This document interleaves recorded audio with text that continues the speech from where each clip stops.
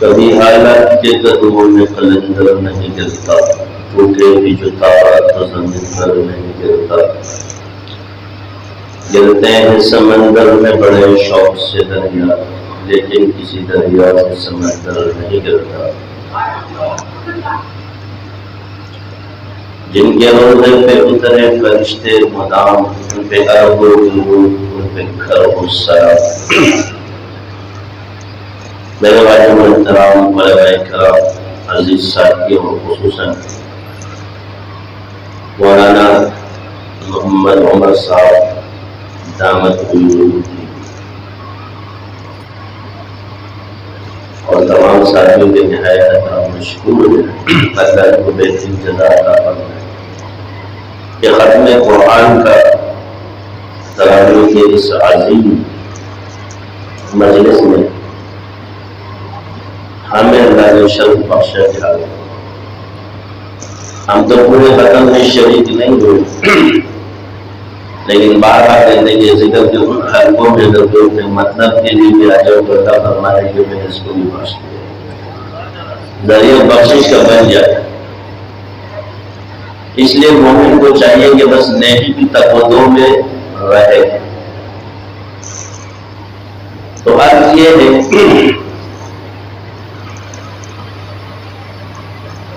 کہ قرآن چاہے سمجھ میں آئے یا نہ آئے، مگر ہمارا ایمان ہو کہ اللہ کی سچی کتاب ہے۔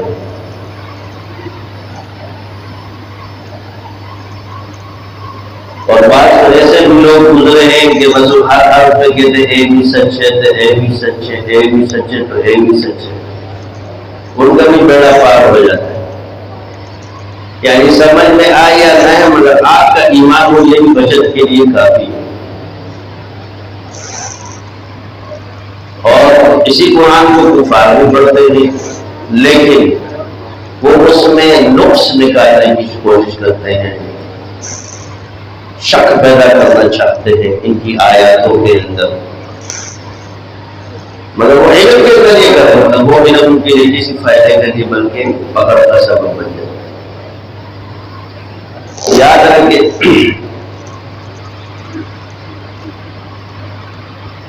قرآن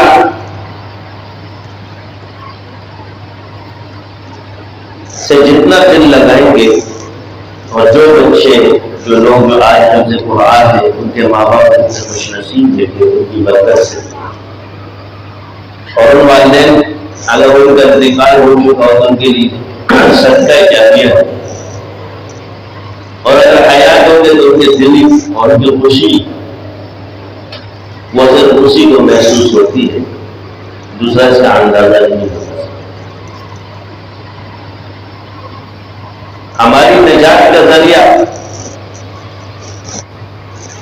اللہ نے قرآن اور سنت کو بنایا ہے۔ اگر دنیا کے کسی بھی پیمانے کو پرکھنا ہو تو اس کا اصل پیمانہ ہے قرآن اور سنت۔ کوئی بات اگر اس کے خلاف نظر آئے تو اس کو چھوڑنے میں کوئی حرج نہیں ہے، اور جو اس کے مطابق ہو اس کے چلنے میں حرج ہے۔ نجات کا ذریعہ یہی ہے۔ قرآن نے ہمیں جو راستے بتائے اس کے حصول کے ذریعے بتائے، احادیث سے ہمیں جو ملے، نبیوں کا راستہ ہے، صدیقین کا ہے، شہداء کا ہے، صالحین کا راستہ ہے۔ یہ انعام یافتہ لوگ۔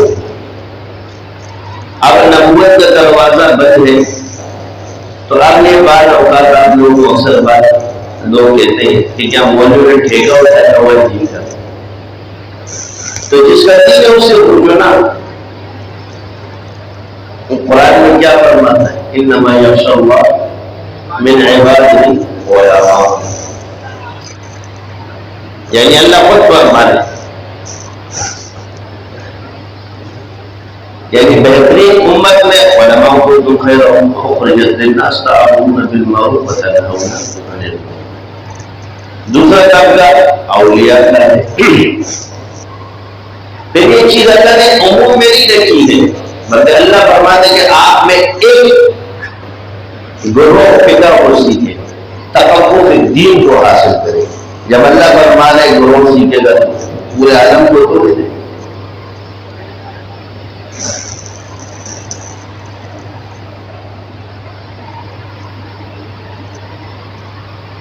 ہر محدث عالم تو ہوتا ہے، تو فقہا کا، اولیاء کا یہ طبقات بھی اللہ نے اس قرآن کے اندر بیان فرمائے.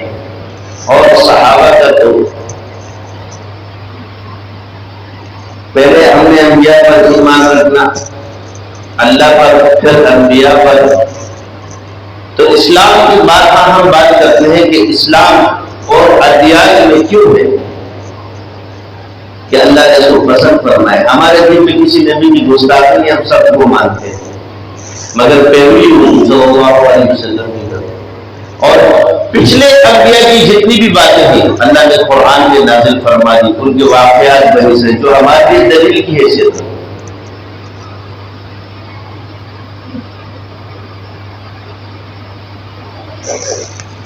تو آج پڑھا لکھا دور ہے، لبرل لوگ زیادہ ہے.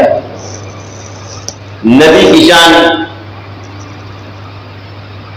جانتے نہیں ہیں، نبوت کو ایسا سمجھتے کہ نعوذ باللہ کسی کو بھی دے دیں گے، کیا کسی لیڈر کے ساتھ چپکا دیں گے. ایسے لوگ آپ کو بہت سے نظر نہیں آئیں گے، بس کہ چند شیاطین ہوتے ہیں جو مسلمانوں کو، مگر اس لیڈر میں لازم ہے کہ اس کی تردید کرے، کیونکہ وہ اللہ کی قبر سے بات نہیں ہے، کیونکہ اس کے فوراً کہ میرا ان چیزوں سے کوئی تعلق نہیں ہے، تاکہ یہ فتنہ آگے نہ پھیلے. اور انشاءاللہ پہلے ہوگا. تو ہمارے جو معیار لگا ہے، جو رستہ ہے، وہ کیا ہے؟ انبیاء کا قرآن، انبیاء کے راستے ہم چلے، حضور کے راستے پہ. قرآن نے ہمیں یہ چیزیں بتائی.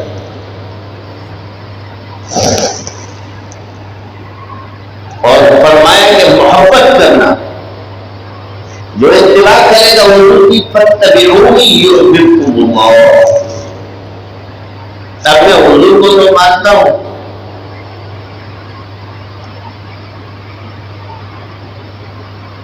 تو ایمانیات میں اصحاب رسول ہے جن کو اللہ نے جنتی قرار دیا. مطلب اشرف و بشرا والی حدیث کو اگر ہم دیکھیں تو یہ صرف ایک حدیث میں. اس کے علاوہ اہل بیت کے لیے جو حدیث جنت کی بشارتیں ہیں وہ الگ ہے. حضرت حسن رضی اللہ عنہ اور حضرت حسین کے ماں کی جنتی نوجوانوں کے سردار ہے، حضرت خدیجہ الکبریٰ، حضرت فاطمہ رضی اللہ تعالیٰ عنہ. یہ روایتیں الگ ہیں. اسی طرح اور اصحاب کو الگ جگہ بیان کیا ہے، مگر اشرف البشر صرف ایک حدیث کے اندر یہ ایک روایت. اس کا یہ مطلب نہیں کہ جو باتوں کے لیے کوئی روایت نہیں آئی، اس لیے ہم سارے صحابہ کو جنتی مانتے ہیں. اور صحابہ سے سب سارے صحابہ کیا ستاروں بھی مانے تھے، اصحاب نہیں. اور حضور نے فرمایا کہ یہ امت میں 73 فرقے پیدا ہوں، ایک فرقہ جنت میں جائے گا. اور اس فرقے کی پہچان بھی بتا دی کہ ما انا علیہ و اصحابی، جو میرے صحابہ کے طریقوں پر چلی.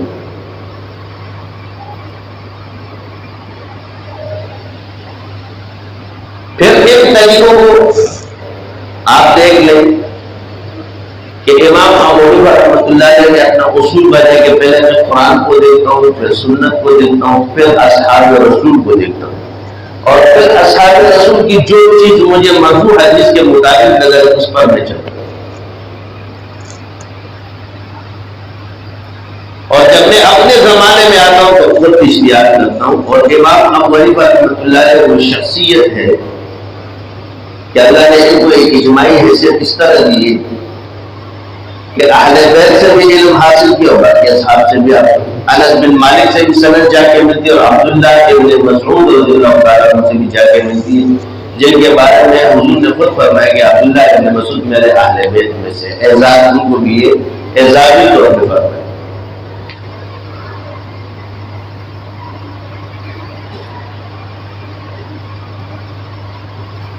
یہ وہ لوگ ہیں، ہستی ہیں جن کی تربیت حضور نے کی ہے۔ اگر ہم عام معنوں میں دیکھیں تو اصحاب رسول سنت ہے حضور۔ اگر علوم عالیہ کہیں سے آئے گا ہمارے پاس تو وہ صحابہ سے۔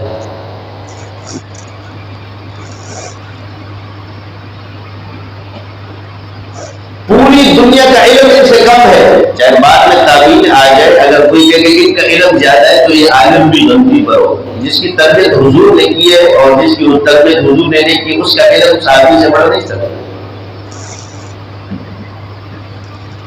لہذا بات والوں کو وہ درجہ نہیں کہ ان کے بارے میں کلام کرے، کیونکہ ادھر کلام کرنے کے لیے آپ کو ان سے بڑا ہونا پڑے گا، آپ ان سے بڑے ہو نہیں سکتے۔ وہ علم میں بھی بڑے ہیں، وہ معرفت میں بھی بڑے، وہ اجتہاد میں بھی بڑے ہیں، وہ عادل ہے، وہ محدث ہے، وہ سب ہے۔ وہ خلفاء تھے، وہ حاکم وقت تھے، انہوں نے تاج ہر دنیا کی جتنے نظام کو اور انہی کے طریقوں پر عمل کر کے آج کفار کوئی دنیا میں راج کرو، ورنہ اپنی معاشرت ہوتی کیا ہے، لیکن اگر قانون کو دیکھ لو تو اکثر چیزیں انہوں نے اصحاب رسول کے طریقے کو۔ تو بات پہ ہوئے امن سے زندگی بنتی ہے جنت بھی جہنم بھی، یہ خاکی اپنی فطرت میں نہ نور ہے نہ نار۔ اسی طرح اگر جب صحابہ حق پر ہے تو کسی عالم کو یا کسی ولی کو حق پر پہچانو گے، فقیہ کو ضرور دیکھو کہ وہ اصحاب کے بارے میں کیا عقیدہ رکھتا ہے اور اصحاب کے بارے میں کیا رائے رکھتا ہے، ان کے بارے میں جو فیصلے کرتے اور اپنی مرضیاں چلاتے تو سمجھ لو کہ یہ راستے سے ہٹا ہوا ہے، کیونکہ اس بات پہ نہیں ہے، اس کی بات یہ ہے کہ یہ پیمانہ ہمارا چکا ہے کہ جب صحابہ سنت ہے تو آپ اس کا فیصلہ نہیں کر سکتے۔ اگر دو صحابہ کے اندر آپ کہتے جی حق اور باطل، اکثر میں ایک بات سنتا ہوں تو حق اور باطل کا کیا مطلب ہوتا ہے؟ کیا دو حق والے آپس میں نہیں لڑ سکتے؟ تو جواب آئے گا کہ دو حق والے بھی ہو سکتا ہے، کبھی دو بندے لڑ رہے تو دونوں حق پر ہو سکتے ہیں، اور کہتے ہیں اس کو کہتے ہیں اجتہاد۔ کیا کہتے ہیں؟ جب تک وہ مجتہد خود نہ کہتے کہ میں غلطی پر ہوں، دوسرا مجتہد اس کو بڑے غلطی میں سمجھتا ہے۔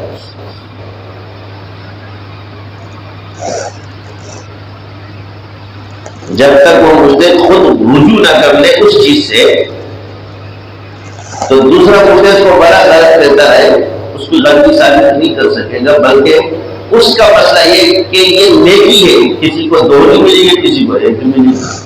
تو لوگوں کو پاگل بنایا جائے گا کہ جی حق میں کہاں سے لا دیا، حق ہو گئے۔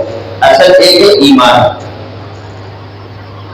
وہ نظریہ ہے ہمارا، اس میں ایک عقیدہ، یہ حق اور باطل ہو سکتا ہے، مگر مسائل میں فروع ہے، اس میں اختلافات ہو۔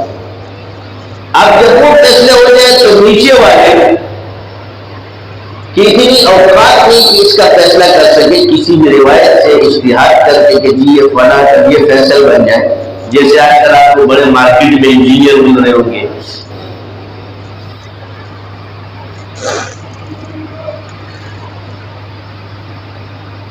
لوگ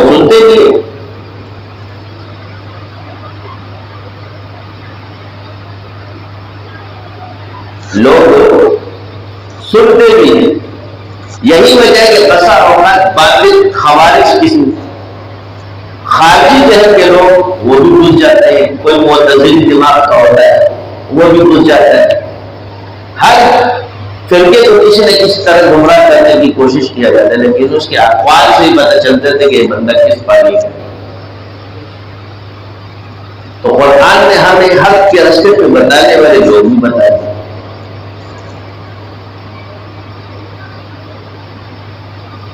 تو جو نامور ہے صحابہ اور کچھ گمنام نہ جانے کتنے ہیں، مگر ان ناموروں کے بارے میں تمام چیز میں روایات موجود ہیں۔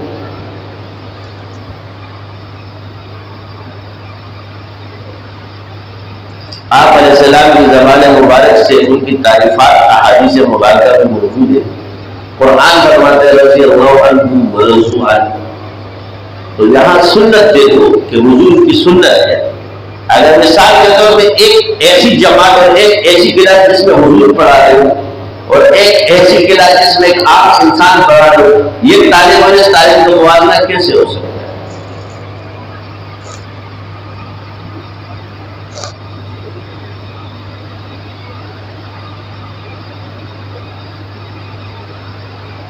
یہ نہیں ہو سکتا، ناممکن ہے۔ جس طرح قرآن کو انہوں نے سمجھا، حضور کو انہوں نے سمجھا، جو عشق انہوں نے پیش کیا، اس لیے حضور نے فرمایا میرے ساتھ رہنے والے صحابہ سے ایک کھجور بھی ہو، بات کے لوگ بہت پہاڑ کے جتنے برابر ہونا صدقہ کرتے، اس درجے تک نہیں پہنچ سکتے۔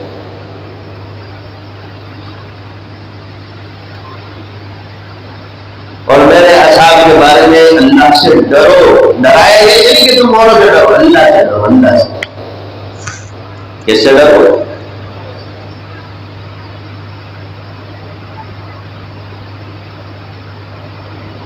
کل قیامت کے دن جب آپ اللہ کے سامنے کھڑے ہوتے ہیں کہ فلاں علامہ نے فرمایا تھا، فلاں مولوی صاحب یہ کہتے تھے، فلاں دیوبندی یہ بولتا تھا، فلاں بریلوی یہ بولتا تھا، فلاں شیعہ یہ بولتا تھا، یہ نہیں بندہ پوچھ رہا، یہ میرا کلام اللہ ہے، اس میں یہ چیز تھی کہ نہیں تھی؟ جب میں نے کہا رضی اللہ عنہ ورضوا عنہ، آپ کے پاس کیا جواب ہوگا اس مخالف کے پاس؟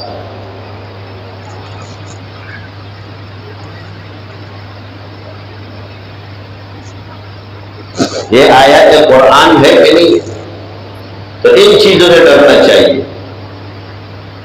قرآن میں اللہ تعالیٰ نے حضور کو یہ فرمایا لِتُنذِرَ قَوْمًا مَا أُنذِرَ آبَاؤُهُمْ فَهُمْ غَافِلُونَ، ڈراؤ ان لوگوں کو جن کے آباء و اجداد کو غفلت میں ڈالا۔ اور یہ جراثیم تمہارے دل میں موجود ہوتے ہیں، ہمارے یہاں جب کو حدیث سنا ہوگا تو دماغ کو ایک دلیل بھی نہیں دے سکیں گے۔ جب مخالف پوچھیں جب تم دے رہے ہو تو کیڑے بھی کاٹنے کے لیے سارے تگڑے ہوتے ہو، نہ ماننے کے لیے سارے تگڑے، لیکن اگر مخالف آپ پر کوئی بات کرتے تو پھر آپ کے پاس جواب بھی نہیں ہوتا، اور جب جواب نہیں ہوتا تو کیا کہتے؟ جب آپ جواب نہیں دے سکتے تو اگر کیسے نہیں؟ میں بندے کو ٹھیک بھی کرنا چاہتا ہوں اور جواب بھی نہیں دوں گا، بس میں جو بولوں۔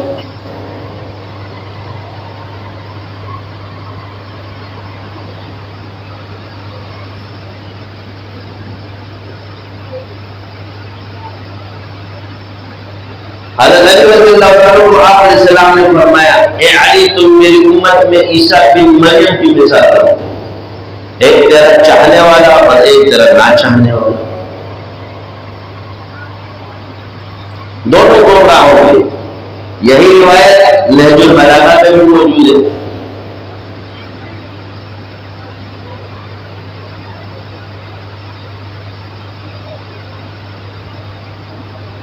اعتدال کا رستہ، تو اعتدال کیا ہے؟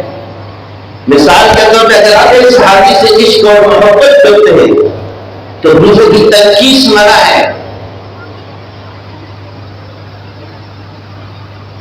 اگر آپ کے اندر تنقیص دوسرے کی آ گئی تو یہ بات تقلید میں شامل ہے۔ صرف یہ بات نہیں بھی اس کو خورا بتا دو، بلکہ یہ بھی نقصان دہ ہو جائے گا کہ افراط اور تقلید ہو، کیونکہ محبت کسی سے بھی آتی ہو سکتی ہے۔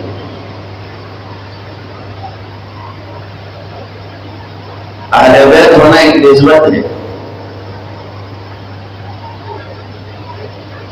تو ایک نسب والے کو حاصل تھی کہ ان کو نسبت کی حاصل تھی، ہو صحابی بھی تھے اور اہل بیت بھی۔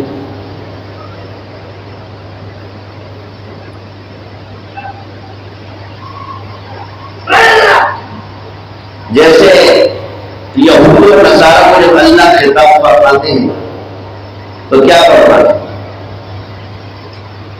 تو نسب سے یا بنی اسرائیل اذکروا نعمتی التي، مانتے خارج ہے تو قوم سے خطاب ہو رہا ہے، لیکن جہاں ایمان والوں سے اللہ خطاب فرماتے ہیں یا ایھا الذین آمنوا اتقوا اللہ وکونوا مع الصادقین، وہاں نسبت سے بات کرتا ہے۔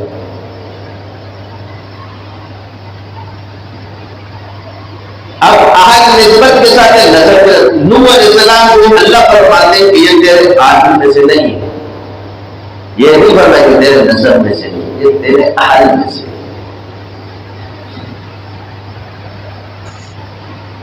یہ خطرناک چیز ہے۔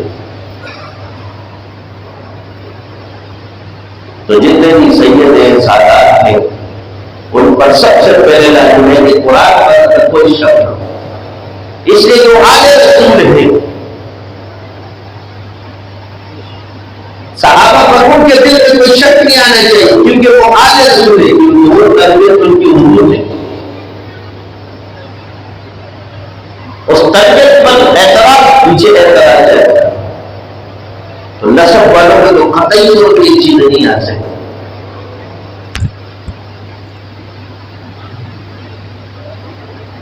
کیونکہ محبت کا تقاضا ہے کہ محبت کیا ہے، محبت بڑے چھوٹے کی تقسیم نہیں کرتا،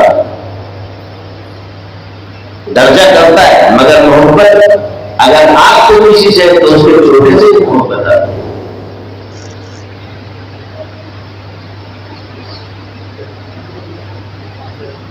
یعنی کسی شخص سے اگر آپ محبت کرتے تو اس کے پورے خاندان سے آپ کو محبت ہو جائے گی، اس کے گھر کا ہر فرد آپ کو اچھا لگنا شروع ہو جائے۔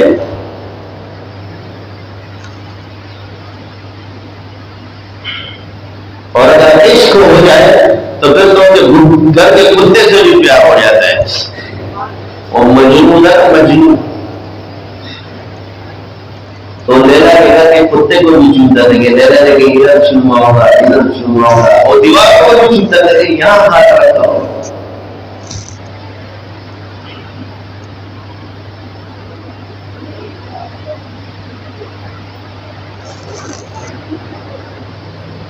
یہ عشق ہے۔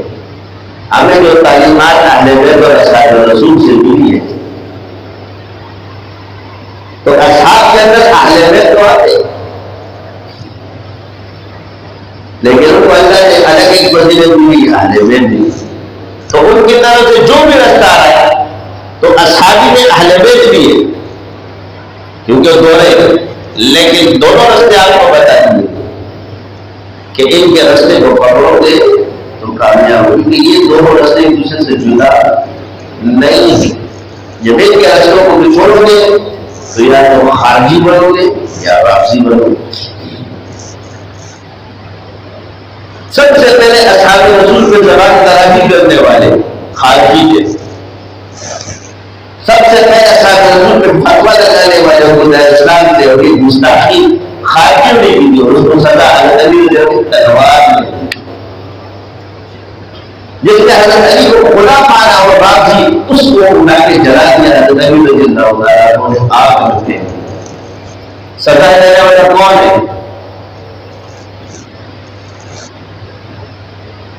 سزا دینے والا کون ہے؟ فیصلہ کرنے والا کون ہے؟ جن لوگوں نے تحقیق کا فیصلہ نہیں مانا اور تحقیق کے بعد جو جماعت باغ نکلی، اس جماعت کا نام خارجی پڑا، اور اس خارجی جماعت نے اس تحقیق کے بعد فتویٰ لگایا نعوذ باللہ سب کو کافر کہا، تو آپ نے تلوار سے ظاہر سب کو کہا، تو تلوار میں سب کو مارا۔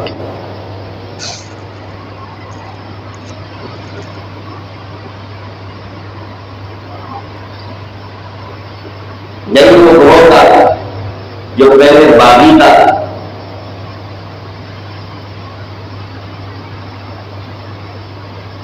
اور پھر تحقیق کے بعد یہ گروہ باغ میں کرایا تاریخ ہے۔ تو آج ہم دیکھو اس چیز کو ہم مانے بھائی وہ فیصلہ کی انہوں نے کیا ہے، پیچھے بھی ہے تو آخر کیا ہے؟ سلح کی ثابت ہے، مگر کیونکہ ہمارے دماغوں میں بات کی چیز نہیں ہوگی، اس لیے انتشار پیدا ہوگا۔ بات نہیں کہ یہاں سنت علی کو ہم خود چھوڑیں، ہم تاریخ کو نہیں، انہوں نے کیا کیا؟ ہر صحابی کے ساتھ رہے، ان کے مرشد رہے، ان کی سنت کیا ہے؟ یہی چیز ہے کہ اگر آپ نے حق کو پہچاننا ہو کہ کون سی قوم افراد اور تفریق کا شکار کرے تو آپ بچو. تو اس میں اعتدال سکھایا انہوں نے ہمیں.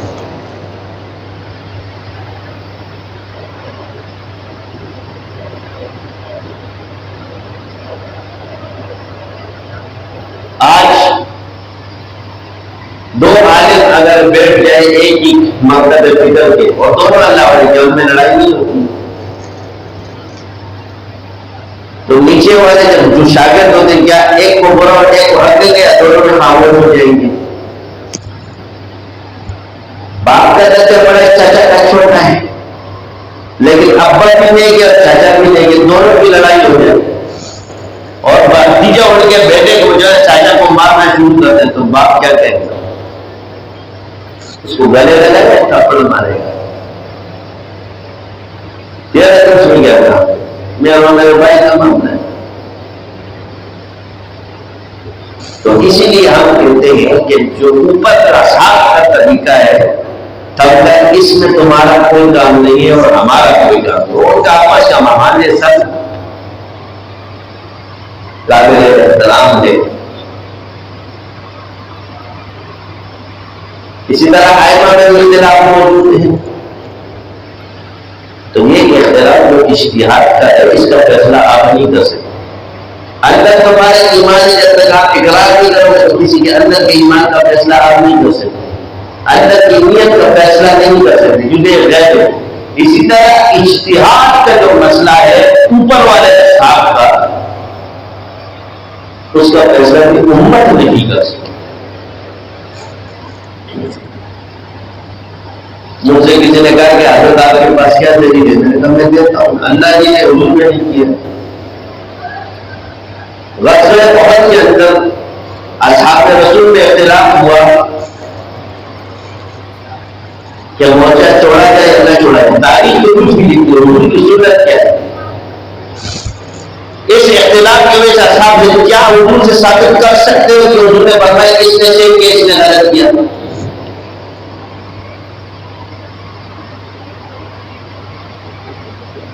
غلط فہمی کی بنیاد پر جتنے لوگ شہید ہوئے کیا انہوں نے فرمایا کہ اس نے غلط کیا اس نے صحیح کیا.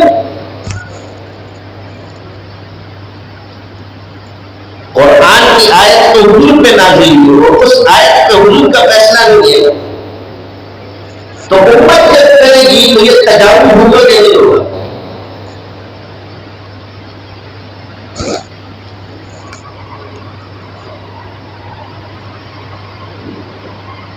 اسی طرح عصر کی نماز کے بارے میں وہاں جا کے پڑھنا. ایک جماعت نے پڑھی دوسرے نے نہیں پڑھی.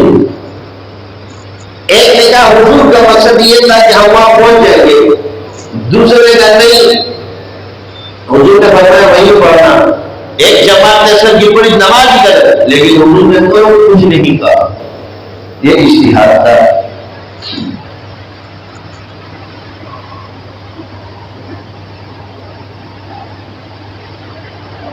یہ کیا تھا؟ یہ اجتہاد. اجتہاد کا فیصلہ نہیں کیا. اب اللہ نے بھی نہیں کیا کہ پچھلے علماء کے اندر جو اختلاف ہوتا تھا اصحاب کہف کا اختلاف ثابت ہے تو اللہ نے کیا بعض کہتے ہیں وہ 3 تھے اور 4واں ان کا کتا اور بعض کہتے ہیں وہ 4 تھے اور 5واں ان کا کتا اور بعض کہتے ہیں وہ 6 7 تھے اور 8واں. اب یہ تینوں اس وقت کا جو اختلاف موجود تھا اسی کو قرآن کی آئی میں اسی طرح نازل کیا اور اللہ کو بھی صحیح تعالیٰ تھا.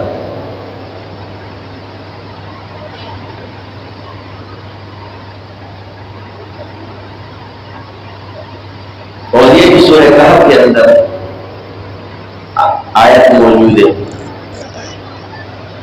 یعنی دجال سے حفاظت کے لیے ایک چیز یہ بھی ہے کہ وہ تم اختیاری چیزوں میں بڑھا دے. دجال میں ایک ہے کہ اختیار کا فیصلے کرنے پہ لگ جائے. اس لیے اگر ایمانیات سے کوئی چیز نہ ٹکرائے اور کسی مسائل میں لوگوں کا اختلاف موجود ہو وہ مسئلہ کسی حدیث سے ثابت ہو اس حدیث پر دوسرے تو اس سے اوپر تک گمراہ نہیں ہو.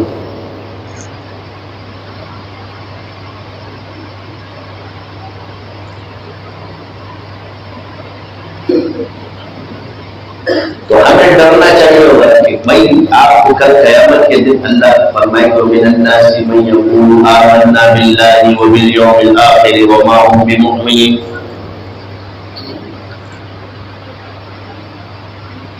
یہ ساری چیزیں میں نے قرآن میں بیان فرمائی کہ بعض لوگ آپ کے پاس آتے ہیں نبی کہتے ہیں کہ ہم ایمان لائے اللہ اور اس کے رسول پر، مگر وہ ایمان والے نہیں ہیں. وہ کیوں؟ آگے اللہ فرماتے جو لوگوں کے ایمان لائے ان کی طرح کمان عام الناس کے صحابہ کی طرح، تو آگے جو جواب دیتے تو بیوقوف ہے نعوذ باللہ. تو کیا یہ طبقہ صرف اس وقت تک رہے گا یا بعد میں بھی ان چیزوں میں چیزیں؟ ان چیزوں سے ڈرنا چاہیے. کبھی پیمانہ رات کو سوچو کہ اللہ قرآن میں یہ فرماتے اور ہم لوگوں نے یہ سنا تھا، ہم کدھر جائیں گے؟ قرآن ایک طرح کر کے دیکھو میں یہ تاریخ دوسری طرح، تو ہمارا ایمان تو قرآن پر ہے، تاریخ پر تو تاریخ کوئی ایمانی چیز بھی نہیں ہے، مسئلے کی چیز ہے، مگر قرآن پر ایمان ہے. تو کیا جواب ہوگا؟ آج چارپائی کے اوپر آسمان میں بیٹھ کے ذرا سوچو، کیونکہ انسان کے اندر جب حسد کر جائے تو اس کو کبھی خوبیاں نظر نہیں آتی. کسی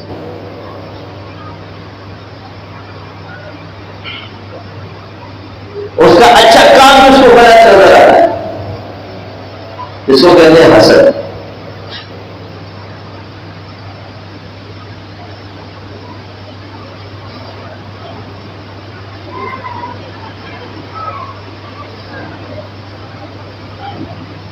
تو کوئی اگر ایک فیصلہ کر رہا ہے ادھر بھی حضور کا فرمان ہے تو اس کو دلیل بنا ہے، تو وہ وہاں بھی تو حضور کا فرمان ہے.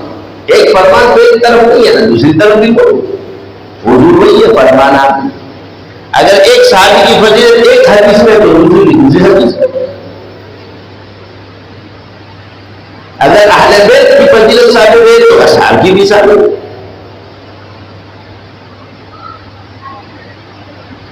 مگر میں نہ مانوں تو یہ وہ چیز ہے کہ جس سے آپ جدا نہیں کر سکتے. اب جو اس کو جدا کرنے کی کوشش کرے گا وہ تباہ و برباد ہے.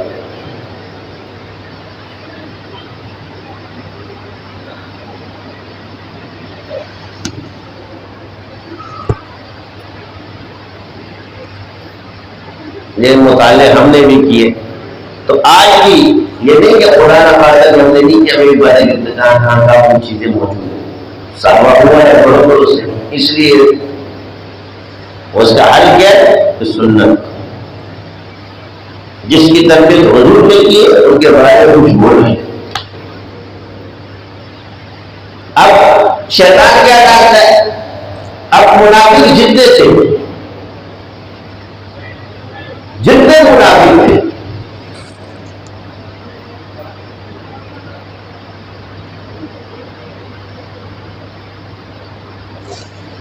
ان کا علم حضور ہوتا مگر مسلمانوں کی شکل میں رہتے، اور ان تمام منافقوں کا علم صرف ایک صحابی کو بتایا تو حذیفہ رضی اللہ عنہ.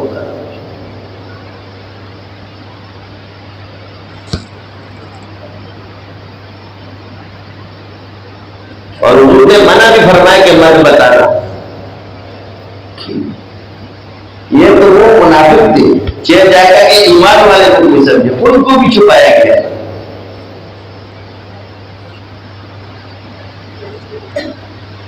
منع کر دیا مت بتانا.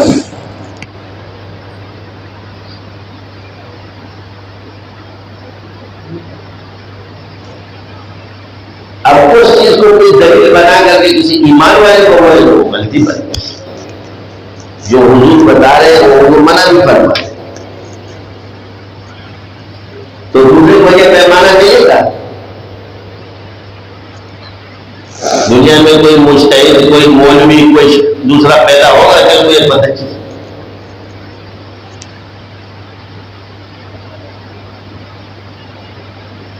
بعض خصلتیں اگر پیدا ہو گئے تو اس کا یہ مطلب تو کہ یہ منافق ہے. ایک نفاق عملی ہے، ایک نفاق اعتقادی ہے.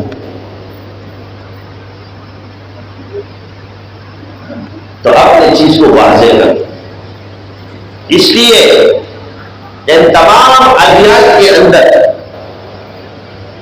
اسلام کو اور سب سے آخر میں قرآن نازل ہوا تو پچھلی مذہب کو منسوخ اللہ نے کیا ہے، کسی اور نے نہیں کیا، کیونکہ سب کا طریق میں قرآن ہے، اور قرآن نے فرمایا کہ اسلام اب اللہ کے ہاں پسندیدہ مذہب ہے باقی تمام ادیان کو، اور جو جو تحریفات ان کتابوں کے اندر ہوئی اللہ نے قرآن میں اس کی تصدیق کر دی۔ وقالت اليہود عزیر ابن اللہ وقالت النصارى مسیح ابن اللہ، ان کا وہ عقیدہ بھی بیان کیا قرآن کے نزدیک شرک کا عقیدہ یہ غلط ہے، کیونکہ اللہ نے فرمایا قل هو اللہ احد اللہ الصمد لم یلد ولم یولد ولم یکن له کفوا احد۔ اللہ احد ہے، اکیلا ہے، ایک ہے۔ امام ابو حنیفہ فرماتے ہیں ہم اللہ کو ایک مانتے ہیں مگر گنتی والا نہیں۔ امام ابو حنیفہ رحمۃ اللہ علیہ وہ شخصیت ہے کہ جن کے پاس اہل بیت کا بھی علم آ رہا ہے اور اصحاب رسول کا علم بھی آ رہا ہے۔ امام جعفر صادق رحمۃ اللہ علیہ کے بھی شاگرد ہے تو ابراہیم حماد کے بھی شاگرد ہے، امام باقر کے بھی شاگرد ہے تو حماد کے بھی شاگرد ہے، ابراہیم نقی کے بھی شاگرد ہے، امام زید بن علی کے بھی شاگرد ہے تو انس بن مالک کے بھی شاگرد ہے۔ یعنی آپ ایک ایسی شخصیت ہے کہ اہل بیت کی یہاں سے اور آپ نے ایک عقیدے کی کتاب ہے کہ الفقہ الاکبر، اس زمانے میں اس کے متعلق پچھلی کوئی کتاب جو کہ تاریخ پیش کر سکتی ہے، تو جو اساتذہ سے سیکھا وہی تو عقائد میں بیان کر دیں۔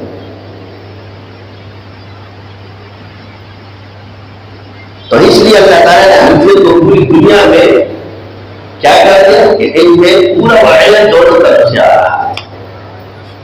تو ایک طرح عبداللہ بن مسعود سے جاری ہے جن کو اعزازاً اہل بیت فرمایا گیا، ایک طرح علی مالک کی طرف جاری ہے، اور ایک امام جعفر صادق کی طرف جاری ہے، ایک امام باقر کی طرف جاری ہے، اور ایک امام زید بن علی کی طرف ہے۔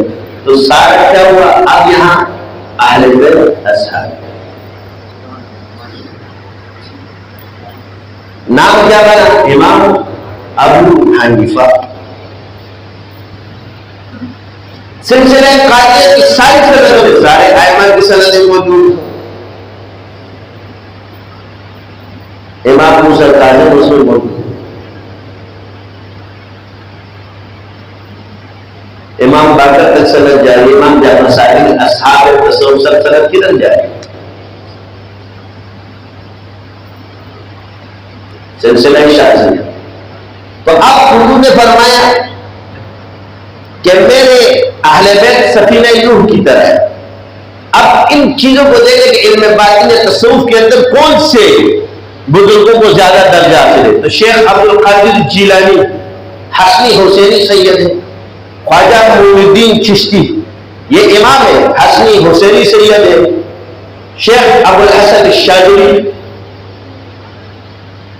حسنی حسینی سید ہے، امام جعفر صادق حسینی سید ہے،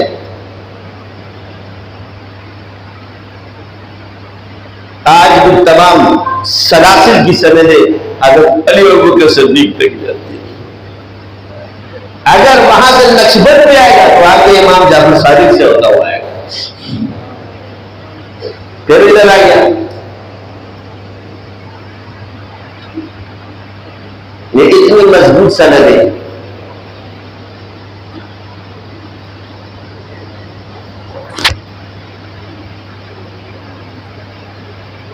تو عرض یہ ہے کہ ان چیزوں کو بھی نوٹ کرو کہ آپ کیوں جانیں۔ تو امام ابو حنیفہ رحمۃ اللہ نے فقہ جیسی کی تصوف کی معرفت کے لیے کس کے پاس ہے؟ اور آگے فرماتے اگر میں یہ 2 سال امام جعفر صادق کے ساتھ نہ گزارتا تو نعمان ہلاک ہو جاتا۔ 2 سال ایک مجتہد گزارے،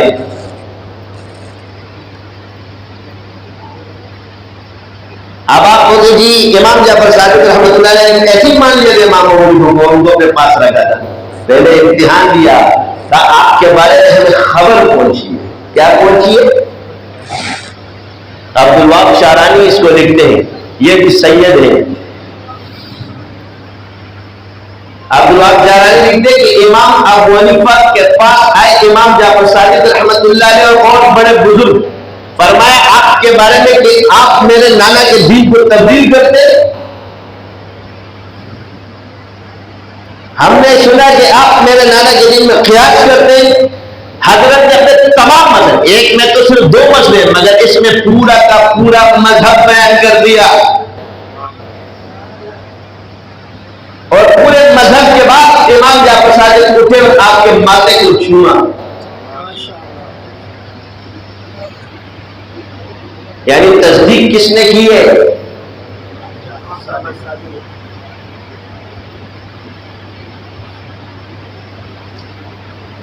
باقیوں نے بھی چوم لیا، اور پھر آپ نے اپنے 2 سال معرفت کے اس لیے گزارے۔ اس لیے آپ مولوی صاحبان سے کہتے ہیں کہ جو رستے دوسری طرف اللہ نے مقرر کی اور آئمہ مجتہدین اس پہ چلے، تو تم صرف بیٹھ کے ایسی کتاب پڑھ کے سیکھ جائے گا کہ خیال استو محال استو جنو است،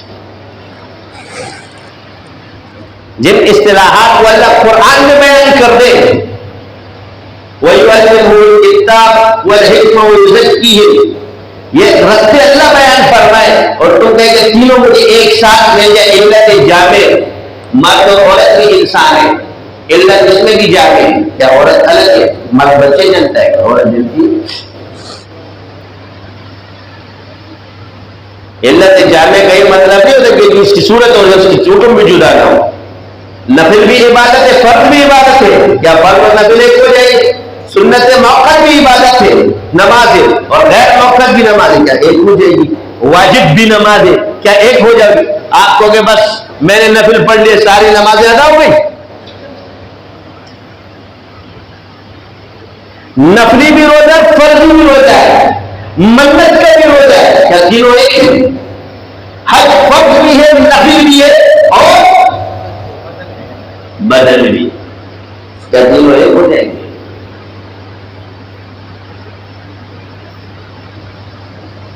یہ جو ٹینگا آپ لوگوں کے دماغ میں گھومتا ہے نا، وہ پھر مخالف اسی راستے سے آتا ہے، اور پھر تم نے ایک جھٹکا جب مارنا ہے تو جب جواب کرو یہ ایسا ہے یہ ایسا، اس لیے پہلے سے ان کچی دیواروں پہ وزن مت رکھا کرو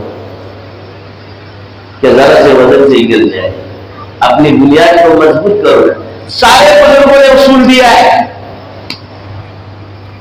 سارے بزرگوں نے آپ کو اصول دے دیا ہے۔ کیا دیا؟ ہماری بات قرآن و سنت سے ٹکرا جائے، ایک ہے مطابق، ایک ہے اس کی تشریح، ایک ہے اس کی تفسیر، وہ جدا ہے۔ ہماری بات قرآن و سنت سے ٹکرا جائے، اس کو چھوڑ دو۔ آپ نے اصول چھوڑ دیا، شخصیت پکڑ لی تو پھنسو گے۔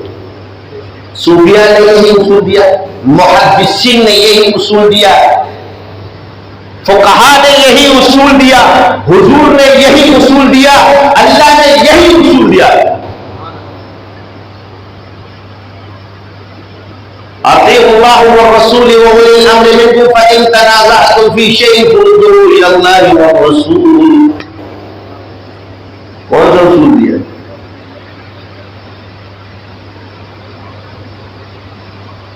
جب باہمی تم میں کسی بات پہ تنازع ہو جائے، اختلاف فقہا ہے، اولی الامر سے، تو جس کی بات کے پیچھے کون ہو؟ اللہ اور رسول۔ تو اللہ اور رسول کیا ہے؟ ہمارے پاس اللہ اور رسول کے ساتھ کیا چیز ہے؟ قرآن اور حدیث۔ ہم لڑتے ہیں کہ جی میں بنا یہ ہے، تو بھائی جب حضور کا علم ہے وہ حضور کا وحی ہو، انباء وہ ہے کیا؟ جب حضور کی زبان مبارک سے کوئی چیز نکلے گی اس کو کیا کہو گے؟ حدیث۔ پیچھے تو وہی ساری چیز آ جائے گی کہ حدیث بیان کی گئی، یا آیات قرآن ہے یا حدیث ہے۔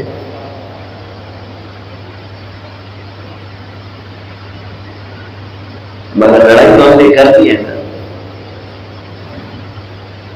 مگر میں کہتا ہوں کہ آپ تو کم سے کم سمندر بن جاؤ، انہیں کبھی حالات کے قدموں میں کلندر نہیں گرتا، ٹوٹے بھی جو تارا تو زمین پر نہیں گرتا. ہمیں کہتے ہیں آپ بھاگ جا کے کیوں جاتے ہیں؟ ہوتے کہ ہم سمندر ہے نا، ہم گندے نہیں ہوں گے، جو آئے گا وہ پاک ہو جائے گا. اس میں تم لوٹے ہو، تم گھر پیشاب کا قطرہ بھی گرے گا نہ ختم ہو جائے. پانی کی بات ہے، ٹنکی کی بات الگ ہے، سمندر کی بات الگ ہے، دریا کی بات الگ ہے، جاری پانی کی الگ ہے. اگر ٹنکی کے اندر قطرہ بھی گر جائے گا تو ناپاک ہو جائے گا. سمندر میں پورا گند کراچی کا گرا تو گند پاک نہیں ہو جائے گا، مگر سمندر ناپاک ہے.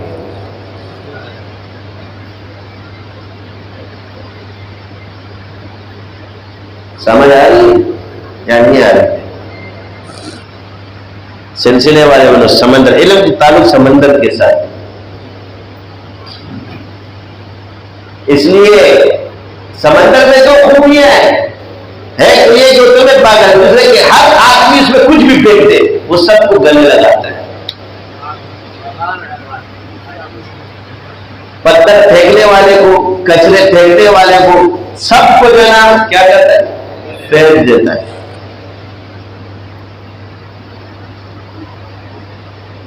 اور دوسری بات یہ کہ جو بھی بھاری چیز پھینک دو ڈبو دیتا ہے، یعنی تمہارے عیبوں کو نہیں دکھاتا، اپنے اندر سمو دیتا ہے،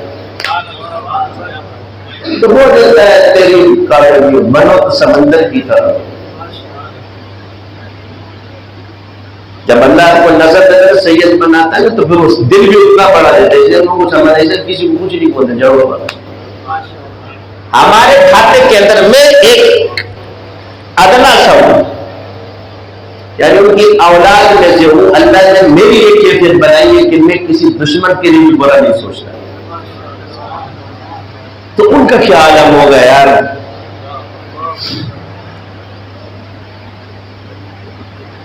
ان کا کیا عالم ہوگا؟ سید اپنے نسل پہ کھڑا ہو جائے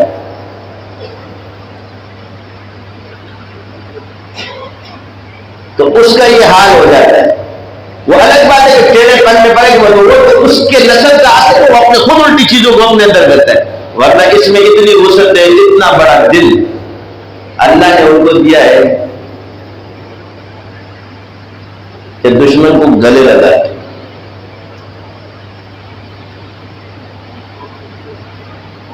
کھائے گا بھی نہ چلا بھی جائے گا، پرواہ نہیں، کیونکہ ہم جس کے لیے کر رہے ہیں سمندر بنایا ہوا. جب تمہیں اللہ بڑا بناتا ہے تو سب کے عیبوں کو بھی تم اٹھاؤ گے نا، بوجھ تو تم بھی اٹھاؤ گے، بوجھ تو تم بھی اٹھاؤ گے. تو علماء امت کا بوجھ اٹھانے والے ہو، صوفیوں امت کا بوجھ اٹھانے والے ہو. جب تمہیں مریض سے نفرت ہونا شروع ہو جائے گی تو مریض کے در جائے گا.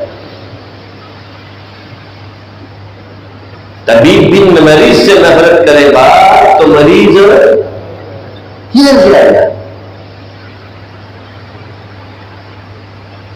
اور جو مرض سے نفرت کرتا ہے وہ طبیب نہیں بن سکتا. جو مریض سے نفرت کرے وہ طبیب نہیں بن سکتا. ڈاکٹر کو آپ دیکھ لو جب مرض کا علاج کرتے ہیں لوگوں کے کتنے پس وغیرہ نکلتے، تمہیں دیکھ کے الٹیاں آتی اور وہ اتنے آرام سے صاف کر رہے ہوتے لوگوں کو ٹھیک کر. ہمیں اللہ نے طبیب امت بنایا. اس لیے ہم سمجھاتے ہیں ایک وے کو جو ہے اس کے اندر اس چیز کو داخل کرو. ایک ہے نفرت اور ایک ہے اصلاح. مناظرہ بھی کرو مگر اصلاح کی نیت سے. اگر لڑائی سے کرو گے تو اصلاح نہیں ہوگی. تیرے دل کا معاملہ ہے، چیز تیرے دل سے چلنی ہے. وہ مضبوط صاحب تھے، وہ اصحاب تھے، ان کے ہاتھ میں جب تلوار تھی نفوذ ایسے صاحب تھے کہ کعبے کو نیچے جھکایا، حضرت علی رضی اللہ عنہ گردن پہ تلوار رکھی، کلمہ پڑھ، نیچے سے تھوک دیتا ہے. کیا کر رہے؟ نیچے سے تھوکتا ہے. آپ اٹھ جاتے ہو، چھوڑ دیتے ہو. وہ بندہ پریشان ہے، کافر کہتے ہیں آپ نے مجھے کیوں چھوڑ دیا؟ اگر یہ کہتی کہ اس کو میں نے غصہ دلایا تو وہ آنا چاہیے، مگر یہاں تو معاملے الٹا ہو گیا، اٹھ کے کھڑا ہو گیا.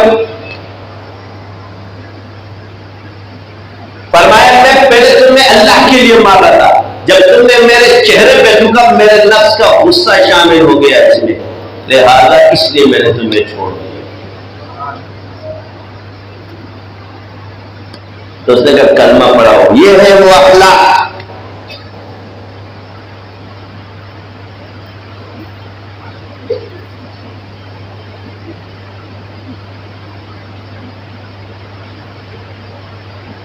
حق کے لیے جب تکرار ہے تو دل میں نفرت نہیں ہے، اختلاف اگر مسئلے ایسی تاریخ میں کوئی چیز تمہیں پیش نہیں کر سکتے، ایسے مشاجرہ،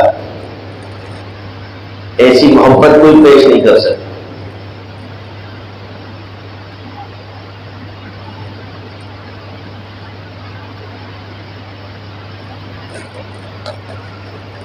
اب کہو یار یہ کیسے مسئلہ ہے؟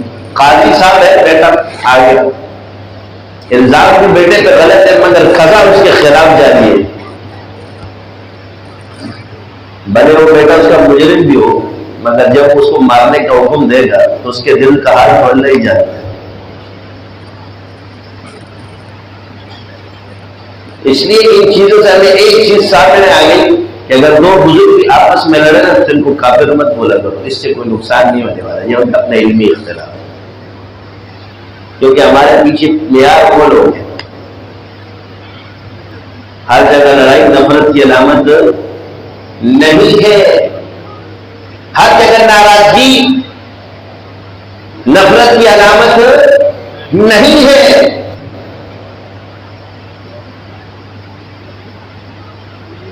ہر جگہ فیصلے نہیں کرتے، درگزر کرتے، اور درگزر سے ہی رحم دلی ایک دوسرے کے ہاں پھیلتی ہے۔ رحماء بینہم تراہم رکعا سجدا۔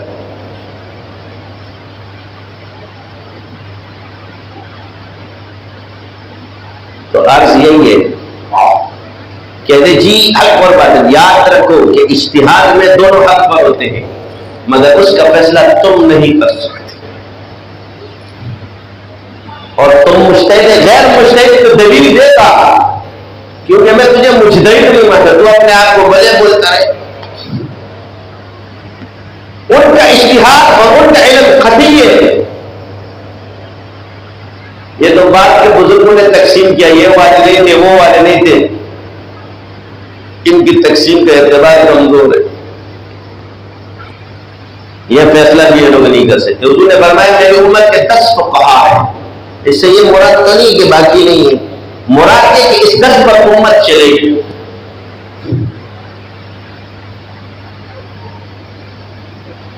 اس 10 پر امت نے چلنا ہے، اور اسی 10 کے ارد گرد امت گھوم رہی ہے۔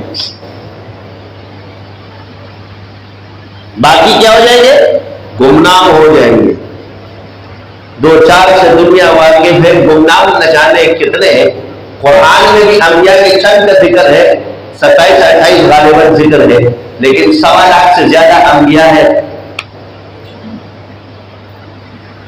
اصحاب رسول کے کتنے لوگوں سے کوئی واقف ہے، مگر باقی کیا ہے؟ گمنام ہے۔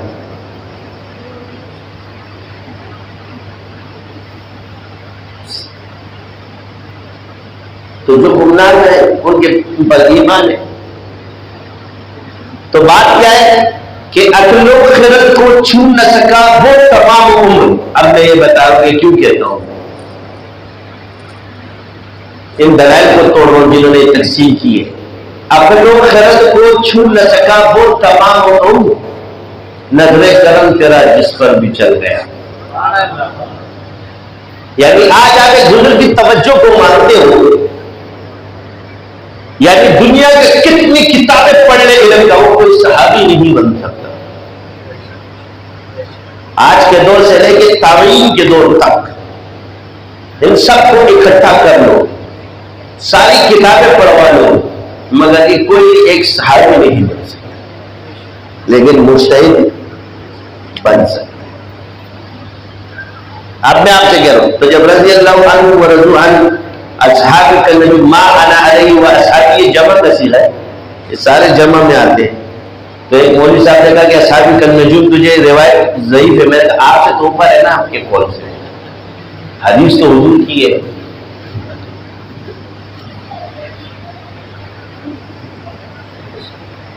حدیث کو رد کرنے کے لیے پیچھے قرآن کو دیکھو کہ ٹکرا ہے. امام باقر رحمۃ اللہ علیہ نے ایک اصول کی کتابوں میں لکھ دیا ہے. تو کیا ہے کہ وہ ہر قول کی تکذیب کرتا ہوں جو قرآن سے ٹکرا ہے.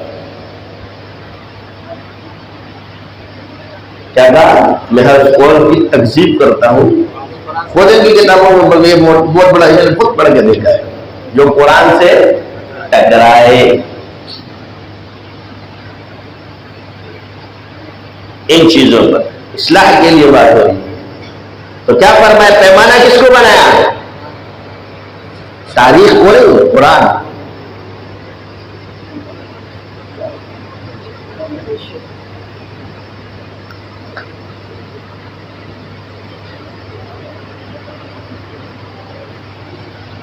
کہاں تھا یہ؟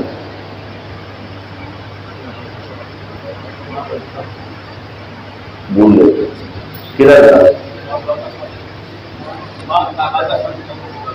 یہ تو پڑھ لیا نا آگے.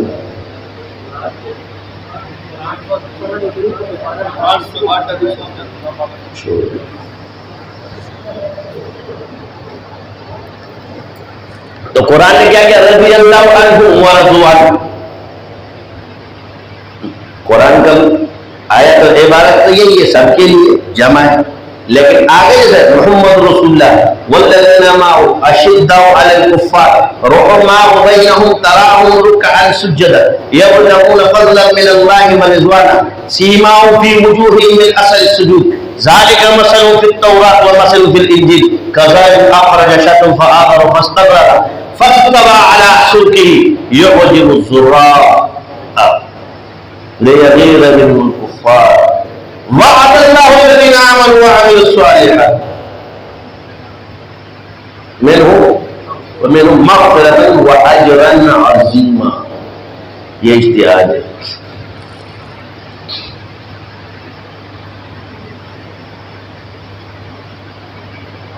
بخشش بھی ہے اور اجر عظیم بھی ہے. یعنی اس پوری آیت کو روزانہ پڑھا کرو، سوچا کرو. یہ تو بعد میں مفسرین نے فرمایا یہ مراد ہے، دوسرا کہتا ہے یہ مراد ہے. اللہ نے کیا مراد ہے؟ سب کو مراد ہے.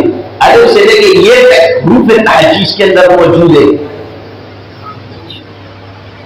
الف سے لے کر یا تک سارے حروف تحجیز میں موجود ہے. سارے صحابہ اس سے مراد ہے. یہاں درخت لیا گیا ہے، درخت میں پتے بھی ہے، درخت میں شاخیں بھی ہے.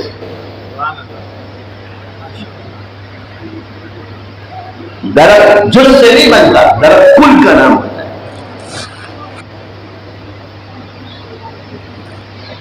کیوں مفسر کو یہ چیز نظر نہیں آ رہی تھی؟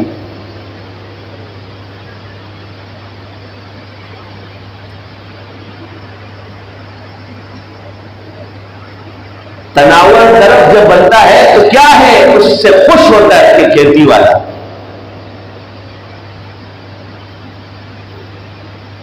اور بغض کون لگ رہا سے؟ اتنی خطرناک چیز ہے کفر. جس کے اندر کفر ہو وہ بغض رکھے گا. اس سے بچنا چاہیے. اللہ ہمیں حفاظت فرمایا ہماری. اگر کوئی تمہیں صحیح بات بتا دیتا ہے تو اس سے ناراض ہو. اب ہم نے کہا کہ یہ ادیان کیوں ہے؟ اللہ نے منسوخ کیا، اللہ نے تردید فرمائی. تو امام ابو حنیفہ رحمۃ اللہ علیہ فرمایا ہم اللہ کو ایک مانتے ہیں مگر گنتی والا نہیں. کیا مانتے ہیں؟ مگر گنتی والا نہیں.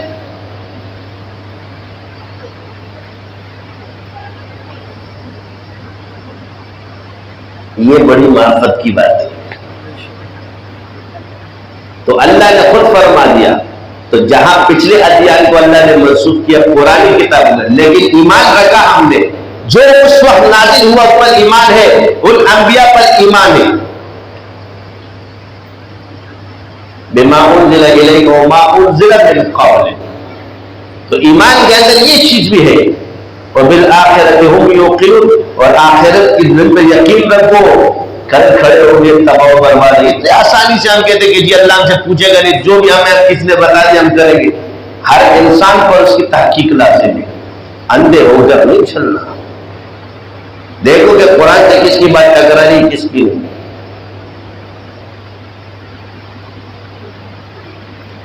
تو یہ کس پر ہے؟ کم سے کم جو مفتی ہے، عالم ہے، جو لوگوں کو لے کے چل رہے ہیں، ان کو تو اس چیز پہ چلنا چاہیے کہ ان کے پیچھے جماعت ہے، کوئی صوفی ہے، کوئی کیا ہے۔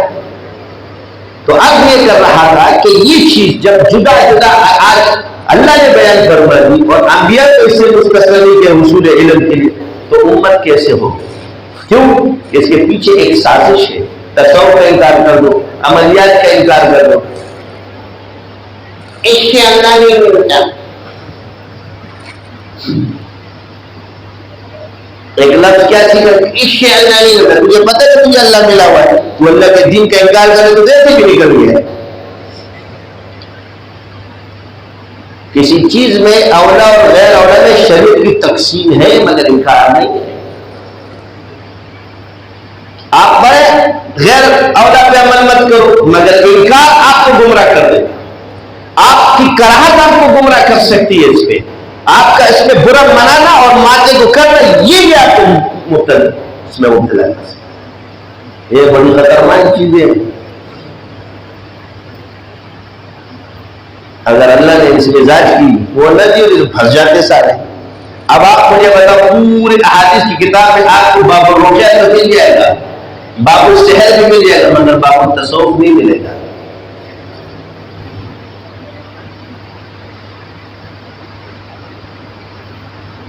باب السلوک،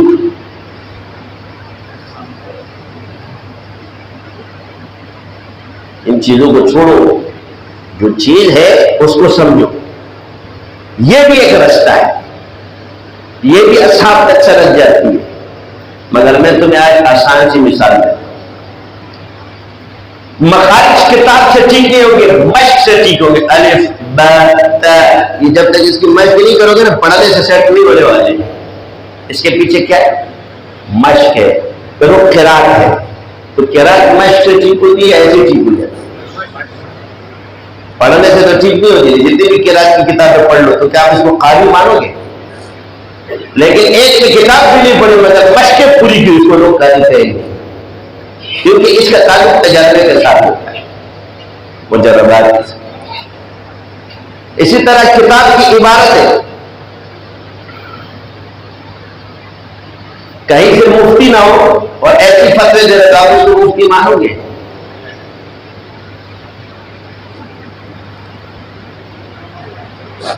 بھلے مسئلہ سے مگر آپ فتویٰ نہیں دے سکتے۔ یعنی مہر کے لیے کس کی ضرورت ہے؟ مفتی ہونے کی ضرورت ہے۔ اب آ جاؤ تزکیہ، دونوں رستے آ گئے۔ اب یہ جو تزکیہ، اسی کو تصوف کہتے ہیں اور اسی کو سلوک کہتے ہیں، اور اسی کو کیا کہتے ہیں؟ احسان کہتے ہیں۔ اب اس کی تعریف کیا کی امام احمد بن حنبل نے اور پہلے والوں نے۔ امام احمد بن حنبل بشر حافی کے بارے میں فرماتے ہیں، کسی نے کہا آپ اس کے پاس کیوں جاتے ہو؟ فرمایا میں اللہ کو مانتا ہوں، وہ اللہ کو پہچانتا ہے۔ کیا فرمایا؟ تم امام احمد بن حنبل سے بڑے مولوی تو نہیں بن سکتے۔ وہ خود ایک صوفی جس کو 100 مرتبہ اللہ کی زیارت ہوئی ہو، اس کے باوجود وہ یہ فرماتے ہیں، اس کے باوجود یہ فرماتے ہیں کہ وہ اللہ کو پہچانتا ہے اور میں اللہ کو مانتا ہوں۔ یہ جو اس طرح کی زیارت ہوئی ان کی صحبت کی برکت سے۔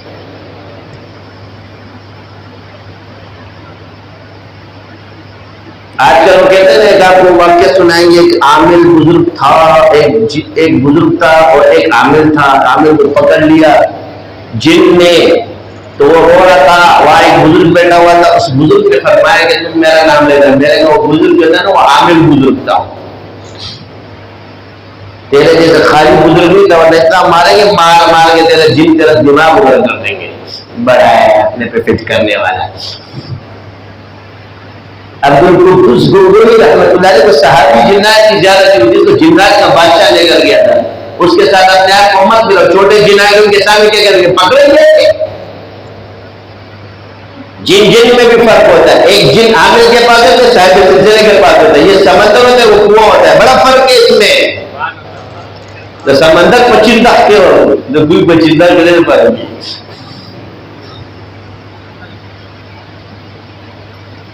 اپنے پہ فٹ کر رہے ہو گے جن کو کچھ بھی نہیں آتا ہوگا. تقسیم مت کرو. وہ بزرگ سب کچھ سیکھے ہوئے تھے. آپ لوگ جزیات میں اپنے جز پہ رہو, دوسری چیز کا انکار مت کرو. اس سے آپ کو خرابی ہوگی. آپ نہ آتا بس ٹھیک ہے, مجھے نہیں آتا, اس کا انکار مت, کیونکہ وہاں پیچھے شریعت ہے.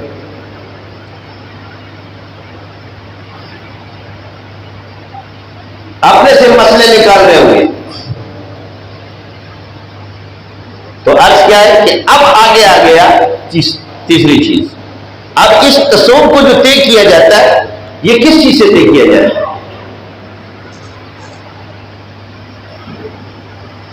یہ تصورات طے ہوتی ہے لطائف سے, اسباب سے, اشعار سے, جو بزرگوں کے مجربات ہے, اس سے. ٹھیک ہے جی, یہ ایسی دیر رب اشرح لی صدری ویسر لی امری واحلل عقدۃ من لسانی یفقهوا قولی. تیرے سینے کے اندر کیا ہے؟ یہ جو سینے کا علم ہے, یہ کیا ہے؟ جب آپ علیہ السلام پہ وحی نازل ہوئی تو جبرائیل نے فرمایا اقرأ ما انا بقاری. اب زبان سے تو ظاہری چیزیں نہیں فرما رہے. کیا عربی نہیں آتی ہے؟ ما انا بقاری نہیں.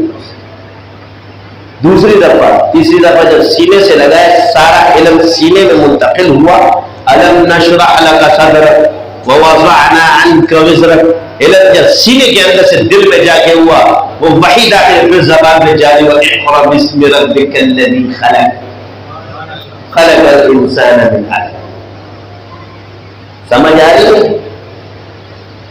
وہ علم جو تمہیں اندر سے زبان جاری کرا دے, یہ ایک مشرب ہے. اسی کے لیے امام ابو حنیفہ گئے, اسی کے لیے امام احمد بن حنبل گئے مجتہد ہوتے ہوئے, اسی کے لیے امام مالک گئے, اسی کے لیے امام شافعی گئے. وہ اس تقسیم کو مانتے تھے. تم لوگ آ جا کے کہتے ہو شب کے کیا چاہے میرا نہیں کیوں نہیں کیا؟ تم لوگوں نے نہیں کیا, کیونکہ تمہارے اندر جو یہ امپورٹ کیا ہوا اصول آ رہا ہے, یہ مجھے پتہ ہے کہ کون سے بزرگ کا ہے. یہ منکرین تصور تو طبقات صوفیہ کے طرف لے کے جاؤ گے, جو اسماء و رجال کی پوری کتاب ہے.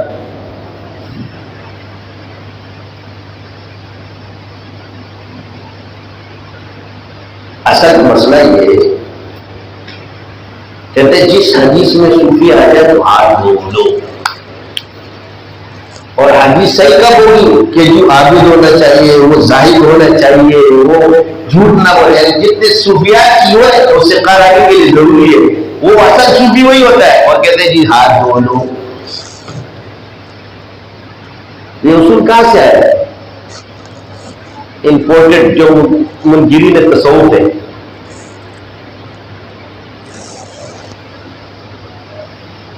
تمہیں بہت بڑے بڑے امام نظر آتے ہوں گے جو کسی جز کا انکار میں اسی وقت کہہ دیتا ہوں, یہ اس کا ماہر ہی نہیں ہے. کیا نہیں ہے؟ یہ اس میں ماہر نہیں ہے, لہذا اس کا شعبہ نہیں ہے, اس کو ادھر مت لے کر آؤ. تو گستاخی بھی نہیں ہوگی اور مسئلہ بھی حل ہو جائے گا. جو یہ کہتا ہے میں غلط کروں تو وکیل صفائی بن کے میرے پاس آ جائے میرے خانقاہ, پھر مجھ سے جیت کے دکھا دے, پھر تو اس کا بچا کے رہے گا, تو چپ ہو کے جائے گا. عرض یہ ہے کہ سارے سلسلے موجود اور یہ سلسلے اصحاب رسول تک جاتے. سلسلے کی تعریف بھی ان کو پتہ نہیں ہوگی. بس نام میں چشتیہ نہیں ہے, تمہیں آتا ہے سلسلہ, تمہیں چشت کا پتہ نہیں, قادریہ کا پتہ نہیں ہے, سہروردیہ کا پتہ نہیں ہے.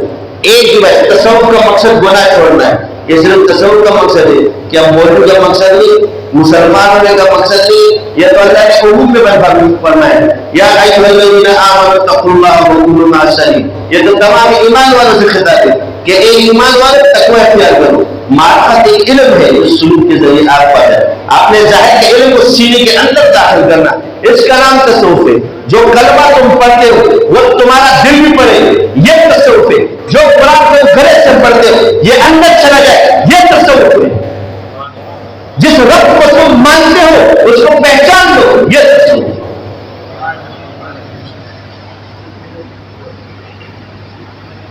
اور حکمت کیا ہے؟ تمہاری تمام حاجت پوری ہو جائے قرآن سے.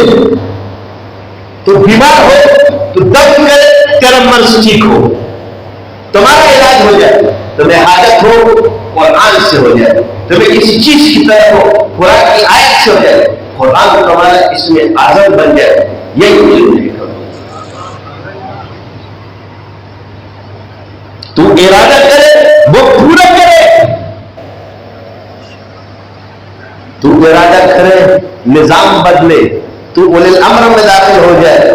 اللہ نے جو کائنات تیرے لیے بنائی ہے، انسان کے لیے کائنات بنائی ہے، اور انسان کو اپنی عبادت کے لیے بنایا، اپنی معرفت کے لیے بنایا. اسے کسی شے کی ضرورت نہیں ہے. میں پہچانا جاؤں اس کی فکر. انسان کو پیدا کیا، حضور کی تو سب کو پیدا کیا.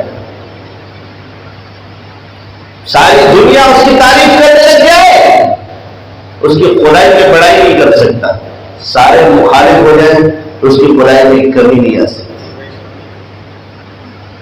نہ قرب اس کے لیے ہے، نہ وقت اس کے لیے ہے، نہ زمان اس کے لیے ہے، نہ مقام اس کے لیے ہے. کیونکہ وہ اللہ ہے. اور ہر شے کو کسی شے کا محتاج نہیں، مگر ایک جگہ اس کا احتیاط ہے، ایک جگہ اس کا نام ہے. تو جس کو وہ پسند کرتا ہے، جس کو نوازتا ہے، تمہیں کہتا ہے کہ اس کی تعظیم کرو مگر اس کی عبادت مت کرو. کیا عبادت اللہ کے لیے بھی، تعظیم بھی اللہ کی اور عبادت بھی اللہ کی، لیکن مخلوق کی تعظیم اللہ نے حضور کو دے دی کہ تعظیم مخلوق کی بھی کرو. جس کو اللہ نے نوازا ہو، ابلیس کی طرح مت بنو کہ تعظیم شرک ہے. وہ اللہ کی عبادت کرتا تھا، اس نے سجدہ تعظیمی ہی تو نہیں کیا تھا. فسجدوا الا ابلیس ابى واستكبر وكان من الكافرين. اللہ تعالیٰ نے کیا فرمایا؟ کیونکہ وہ سجدہ اس نے آدم علیہ السلام، اس کا یہ مطلب ہے کہ اللہ کو سجدہ نہیں کرتا تھا. اور تعظیم کو شرک کہتے ہو. تو وہ سجدہ ہمارے ہاں منسوخ ہو چکا ہے. تو تم ہاتھ چومنے کو بھی کہتے ہیں یہ شرک ہے، حدیث سے ثابت ہے. پیر چومنا بھی ثابت. بھلے ہمارے بزرگ اس کو جو بھی آ رہا رکھے، جب حدیث سے ایک شے ثابت ہے تو کس کو نہیں چلنا چاہیے.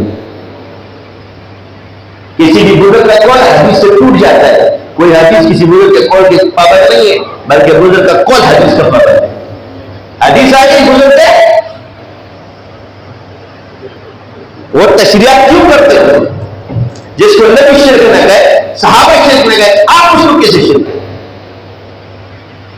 فلاں بزرگ نے یہ لکھا ہے، فلاں نے یہ لکھا ہے، فلاں حضرت نے یہ لکھا ہے، فلاں حضرت. حضور نے جو کہا وہ نہیں لکھا.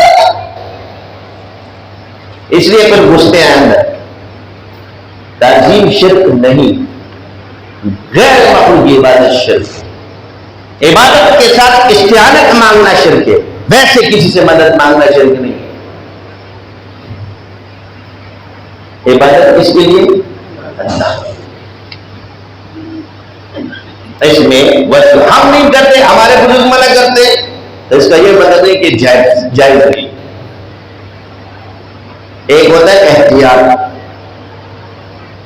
اور ایک ہوتا ہے جائز. یہ لڑائی تمہارے یہاں صرف اتنی ہے. ایک ہوتا ہے کہ ثابت ہے، کیوں انکار کرتے ہیں؟ کہتے ہیں احتیاط یہ کہ یہ لوگ کنٹرول میں نہیں رہیں گے. مسئلہ یہ کیا ہے؟ احتیاطاً ایک حکیم آپ پہ حلال چیز بند کر دیتا ہے. ہم کہتے ہیں جی حلال ہے مگر تم جو ہے نا بیمار ہو، یہ امت بیمار ہے، اس کے اندر وہ علمی استعداد نہیں کہ اس کے حدود کی حفاظت کرے، اس لیے احتیاطاً آپ اس سے دور ہو. آپ بیمار ہو. چینی حرام نہیں ہے مگر شوگر کے مریض کو ہم منع کرتے ہیں. اس لیے جب بندہ بیمار ہو جاتا ہے تو اس پہ حلال چیزیں بھی روک دی جاتی ہیں. اس لیے رمضان المبارک کو تقوی کا مہینہ کہا گیا. تو تقوی بھوک سے آتا ہے نا، اس لیے تو اللہ نے روز رکھا ہے. اس رمضان کا مہینہ تقوی ہے، لہذا تقوی روزے کی برکت سے آتا ہے. اس لیے اس میں تو انسان کے نفس پر جب بھوک لگتی ہے اور یہ اس سے کنٹرول ہوتا ہے، اس کی خواہشات ختم ہوتی ہے. اس لیے نفلی روزے زیادہ رکھنے چاہیے جن کی شادیاں نہیں.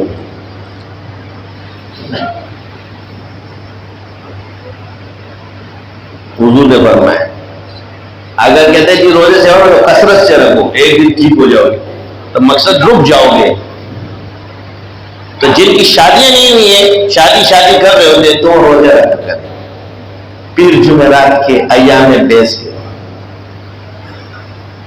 اور جن کی شادیاں ہو گئی ہیں وہ اپنی بیویوں کو ٹائم دیا کریں، ان کو ثواب زیادہ ہے. بیویوں سے دور رہنے میں کوئی تقویٰ نہیں ہے. یہ تقویٰ کا امام بھی بناتے ہیں، یہ بیوی بناتی ہے. اللہ نے فرمایا ربنا هب لنا من ازواجنا وذرياتنا قرة اعين واجعلنا للمتقين اماما. جب بیوی کو ہلکی چیز سمجھتے یہ بھی جو ہے امام کا ذریعہ ہے، جمع کا صیغہ ہے. واجعلنا ایک مولوی صاحب نے کہا میں بات نہیں ہے اس میں بیانی بھی ہو جاتا ہے، یعنی جس کی زیادہ بیوی متقین کا امام بن جائے. کثرت نکاح بھی آج کل آپ کے ہاں مسلمان میں کو گمراہی سمجھتے ہیں. یہ تم مردوں کی غلطی ہے کہ انصاف نہیں کرتے، اس لیے ایک کو دیکھتے تو دوسری کو بھول جاتے ہو. جب پہلی والی کا خیال رکھو گے تو خود ہی کہے گی دوسری شادی کر لو. جب دوسری شادی کر لو گے تو بڑی والی چھوٹی کی تسل میں کہے گی تیسری کر لو کہ اس کے اوپر آ جائے.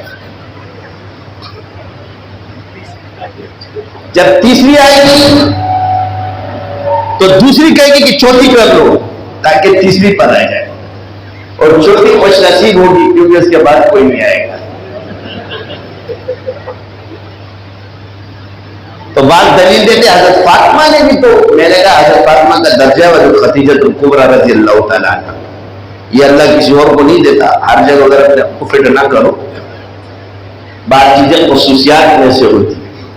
یہ ان کی خصوصیت ہے ماں اور بیٹی کی کہ ان کی حیات میں کوئی بیوی نہیں تھی لیکن ان کے بعد تو تھی. اسی طرح حضور کی اور امہات المومنین جو ہمارے پاس باقی تو تھی نا. یہ صرف درجہ حضرت خدیجہ کا ہے اور دوسرا حضرت فاطمہ رضی اللہ تعالیٰ عنہ کا ہے. یہ ہر کسی کو نہیں ملتا ہے. اپنے منہ کو لے کر، مسعود کی دال کو لے کر، باتیں کے اندر لے کر، باتیں دلیلیں کہاں سے لیتے. تو آج یہ ہے کہ شادی کس پر منع، تو اس میں بھی اسلام میں ایک وسیع، یہ نہیں کہ اللہ نے فرمایا کرو، آگے اللہ نے قانون اگر تم میں عدل نہ ہو تو پھر ایک پر اکتفا کرو، اور اگر تم نفقہ نہ دے سکتے ہو نا، بے چاہو، تو پھر تو تمہارے لیے ایک بھی نہیں لونڈی ہے وہ تم نے بند کر دی ہے. اور لونڈیوں کا نظام تو آج کرنے والا یہ ہے. اس لیے کمانا شرط ہے، بیوی کے لیے نفقہ لازم ہے. یہ جو بیٹا ہوتا ہے کہتے ہیں یہ ایسے نہیں ہوتا، یہ لازمی اللہ نے قرار دیا. تو ان چیزوں کو خیال رکھو، کیونکہ قرآن اور حدیث سے جو چیز خام آگے جو تشریحات کر رہے ہوتے نا، وہ لڑکی جس کے والدین امیر پال سکتے یا کچھ بھی یا بھائی وغیرہ اس کا خط، وہ اگر مہر چھوڑتے یا کچھ چھوڑتے ہیں یا نفقہ چھوڑتے ہیں تو اللہ غنی کرنے والا ہے گناہوں سے بچنے کے لیے. یہ بھی اللہ نے کہا، لیکن اصل وہی ہے، لیکن حکم یہ کہ یہ چیزیں آپ کے پاس ہونی چاہیے. مگر کوئی اگر چھوڑتا ہے تقویٰ کے لیے اور صبر کر سکتا ہے تو اللہ اس کو غنی کر دے گا. تو غنی کرنے کا بھی یہی نسخہ اللہ نے قرآن میں بیان کرنا ہے کہ گناہوں سے بچنے کے علاوہ نکاح کرتے ہیں ان کے والدین کے بھائی بچے کو، تو اللہ اپنے فضل سے ان کو غنی کر دے گا. یہ بھی ایک نسخہ ہے اگر اس نیت سے کیا جائے. اللہ ہم سب کو معاف فرمائے. رمضان کا مہینہ ہے، اوقات کراتے ہیں، ہر دعا کرتے ہیں کہ اللہ تعالیٰ ہمارے گناہوں کو بخش دے، جتنے خطا کیے سب کو معاف فرما دے. اس ختم قرآن میں قبول فرمائے. قرآن کے علوم و معارف اللہ ہم کو عطا فرمائے. یا اللہ ہمارے قرآن، ہمارے ورید و شریعہ میں قرآن کے علوم و معارف جاری و ساری فرما. ہمیں قرآن پر چلنے والا بنا، حضور کے نقش قدم پہ یا اللہ ہمارا ہر قدم قرآن و سنت پہ ہو، سنت ہمارا اوڑھنا بچھونا ہو۔ اے اللہ جس کی جائز حاجات اس کو پوری فرما، یا اللہ جو ناجائز کے پیچھے پڑا ہو یا اللہ اس کے دل سے اس کی وقت کو ختم فرما، جائز کی طرف لگا۔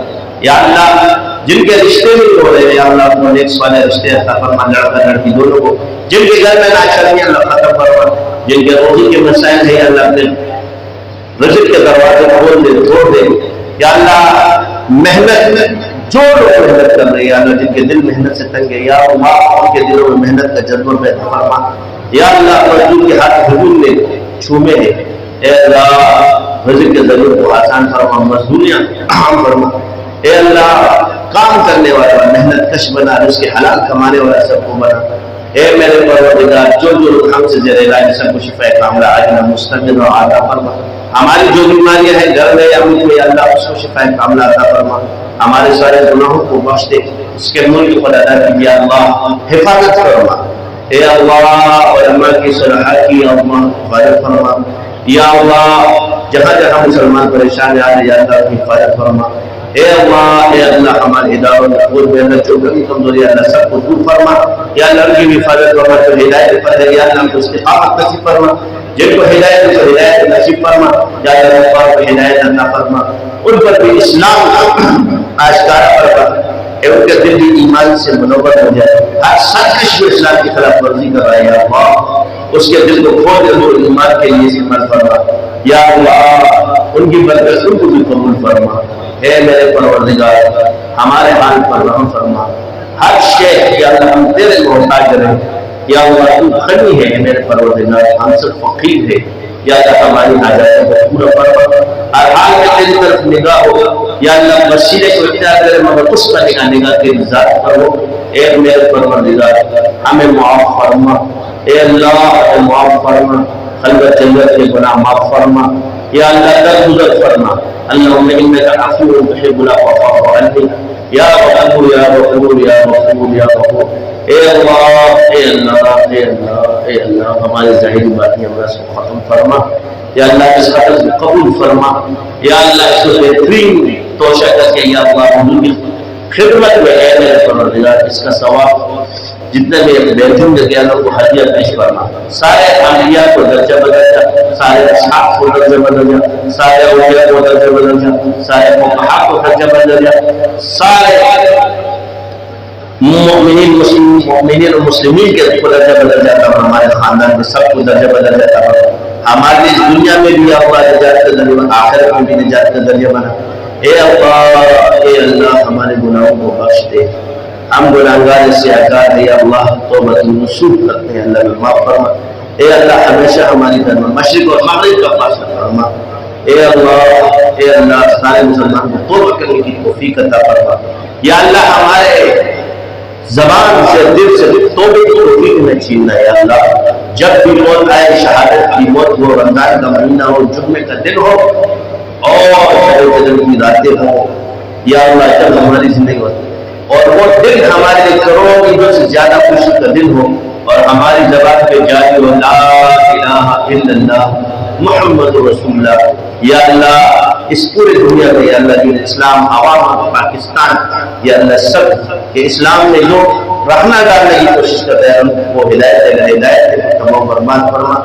یا اللہ جو عوام کے ساتھ ظلم کر رہے ہو تو ہدایت عطا فرما، اگر وہ عوام کے ساتھ ظلم کرنے کو ہدایت عطا فرما، ان کا مال کھاتے ہیں ان کو ہدایت عطا فرما کہ واپس کرتے، اگر نہیں یا اللہ ان کو عبرت کا نشان بنا۔ یا اللہ ہمارے اس ملک کی حفاظت فرما، یا اللہ سب کے دل میں پاکستان کی قدر میں کر، یا اللہ یہاں جو کرنے کمزوری ہے دور فرما۔ اے اللہ اسلام کا بول بالا فرما، کفر کا بول بالا فرما۔ اللہم انی اسألک خیر ما سألک منہ نبیک محمد صلی اللہ علیہ وسلم ونعوذ بك من شر ما استعاذ منه نبيك محمد صلى الله عليه وسلم وانت المستعان وعليك البلاغ ولا حول ولا قوة